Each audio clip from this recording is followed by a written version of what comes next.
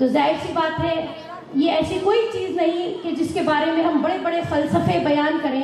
یہ ایک بہت ہی سمپل سا جسے کہتے ہیں کہ سمجھ میں آ جانے والا فلسفہ ہے کہ اللہ تعالیٰ نے دنیا میں انسان کو پیدا کیا کسی مقصد کے لیے. پھر اللہ تعالیٰ نے انسان کو دنیا میں علم، تعلیم، نالج کی طرف سب سے پہلے حکم دیا، نصیحت کری. کیونکہ انسان ایکچولی جو انسان بنتا ہے وہ بنتا ہے اپنے علم اور تعلیم کی وجہ سے. ہم میں اور جانوروں میں جو ایک فرق ہوتا ہے، جیسا کہ انگلش میں کہتے ہیں کہ we human beings are social animals, یعنی ہم بھی جاندار ہیں، جانور بھی جاندار ہیں، لیکن ہم میں اور ان میں کیا فرق ہے کہ ہم سوشل ہیں. اگر سوشل ورڈ ہٹا دیا جائے تو there is no difference in between اس and what is that actually the purpose of being a social. Social ہونے کا کیا مطلب ہے؟ سوشل ہونے کا مطلب ہی ہے کلچر، سویلائزڈ، مطلب کہ مہذب ہونا، ہماری اپنی ایک تہذیب ہونا، ہمارا اپنا ایک تمدن ہونا. اور یہ ہمیں کون سکھاتا ہے؟ یہ چیزیں ہم سیکھتے ہیں علم سے، تعلیم سے، نالج سے. نالج جو ہے وہ ایکچولی ہم اسٹوڈنٹس کے لیے کہتے ہیں اٹس اے کی آف دیئر فیوچر سکسیس. اگر آپ اس تالے کو کھولنا چاہتے ہیں جہاں سے آپ کو کامیابی حاصل ہوتی ہے تو اس کی چابی کا نام ہی ہے نالج. اور جب ہم بات اسکول کی کر رہے ہیں، جب ہم بات تعلیم کی کر رہے ہیں، جب ہم بات علم کی کر رہے ہیں، تو یہاں پہ میں آپ کو ایک حدیث بھی سنانا چاہوں گی کہ آج رسول نے کہا کہ تعلیم اتنی امپورٹنٹ، اتنی زیادہ ضروری چیز ہے انسان کے لیے کہ اسے حاصل کرنے کے لیے اگر چین بھی جانا پڑے تو جاؤ. یہاں پہ میں تھوڑا سا آپ لوگوں کی توجہ چاہتی ہوں ناظرین. چین جانے سے مراد آپ سسم کا مقصد کیا تھا؟ اس وقت عرب کے لوگ چین کو ایسا سمجھتے تھے جیسے گویا کہ چین ایک دوسری دنیا ہے، یعنی اتنی دوری طے کر کے جانا. چین جو ہے وہ اتنی دور سمجھا جاتا تھا کیونکہ ٹرانسپورٹ کا کوئی سادھن نہیں ہوتا تھا، کوئی مینس نہیں تھا آنے جانے کا. تو چین جانے کو ایسا سمجھا جاتا تھا جیسے گویا کہ ہم دنیا کے کسی دوسرے یا آخری حصے میں جا رہے ہیں. تو آپ سسم نے اس کی مثال اس لیے دی کہ لوگوں کو یہ سمجھ میں آئے کہ جتنی محنت کر سکتے ہو، جتنا اسٹرگل کر سکتے ہو نالج کو حاصل کرنے کے لیے، اسے حاصل کرنے کی کوشش کرو. علم سیکھنا صرف ہم کوئی ایک جسے کہتے ہیں کہ ضروری صرف چیز نہیں ہے بلکہ اوبلیگیٹ، یعنی کہ فریضہ ہے. اب یہاں پہ جو میں اپنی تقریر کا عنوان تھوڑا سا چینج کرنا چاہوں گی علم کے، کہ آپ صلی اللہ علیہ وسلم سے صحابہ کرام نے ایک بار پوچھا کہ یا رسول اللہ علم کیا ہے؟ تو آپ سب نے کہا جو آسمان سے اترا وہ. صحابہ جو تھے وہ ہر چیز کو 3 بار پوچھا کرتے تھے تاکہ اس بات کو لاک کیا جا سکے. جیسے کسی میں لاک کرتے تھے آنسر کو بار بار پوچھ کے، پکا بالکل شور. تو صحابہ نے جب پوچھا بہت زیادہ زور دے کے کہ علم کیا ہے تو آپ سب نے کہا کہ جو آسمان سے اترا. اب میں یہ پوچھنا چاہتی ہوں یہاں جو بیٹھے ہوئے ہیں کہ کوئی جواب دینا پسند کرے گا کہ آسمان سے کیا اترا؟ میرے اسٹوڈنٹس میں سے کوئی یا اسٹاف میں سے کوئی یا پیرنٹس میں سے اس کا جواب دینا مناسب سمجھے کہ آخر کیا چیز ہے جو آسمان سے اتری؟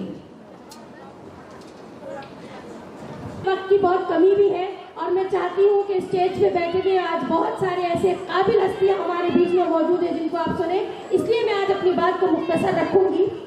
بہرحال تو میرا یہ مقصد ہے بتانے کا کہ آسمان سے اترا ہوا قرآن اور حدیث کا علم سیکھنا ہمارے اوپر فرض، کیونکہ یہ ہم کو بتاتا ہے کہ انسان کیسے بنتا ہے. اس کے بعد دنیا میں اگر ہمیں سروائیو کرنا ہے ڈگنیٹی کے ساتھ، عزت کے ساتھ، سر اٹھا کے، تو پھر ایک ہنر ہمارے ہاتھ میں ہونا چاہیے جسے ہم دنیاوی تعلیم کہتے ہیں. یہ سیکھنا اور یہ لینا اور اسے حاصل کرنا ہر مرد بچے اور ہر عورت بچی کے اوپر بہت ضروری ہے. آج قوم اگر پسماندہ کہیں جاتی ہے، اگر آج یہ کہا جاتا ہے کہ مسلمان بھی as equal to schedule caste ہو گیا ہے، اگر یہ کہا جاتا ہے کہ مسلمان آج بہت بیکورڈ ہے، تو اس کے پیچھے کہیں نہ کہیں یہ وجہ ہے बच्चे स्कूल और कॉलेजेस से मुंह मोड़कर कुछ गलत चीजों में मुलव्विस है। आज ये जो वक्त है जो स्कूल कॉलेज में बच्चों को गुजारना चाहिए, जिससे उन्हें दुनिया की हुनर हासिल करने चाहिए, अपनी ताकत बढ़ानी चाहिए ताकि कल को मुआशरे में सर उठा के जिए, तो वो ये सारा वक्त गलत चीजों में इन्वेस्ट कर रहे हैं। मैं चाहती हूँ कि मेरी बात पर खास तौर से पेरेंट्स ध्यान दें कि सिर्फ स्कूल कॉलेज में दाखिला करा के आपकी जिम्मेदारी खत्म नहीं होती। आपकी जिम्मेदारी आपके मरते दम तक जारी है, क्योंकि जो औलाद आप अपने पीछे छोड़ के जाएंगे वो या तो आपके लिए सदका जारिया बन जाएगी अगर आपने उसकी किरदार पे काम किया है तो, वरना वो आपके लिए अजाब का जरिया बन जाएगी अगर आपने उसके किरदार पे काम नहीं किया है तो कहने का मतलब ये है कि education is not only the copies, books and the lectures in the classroom, but education means how to become a good human being.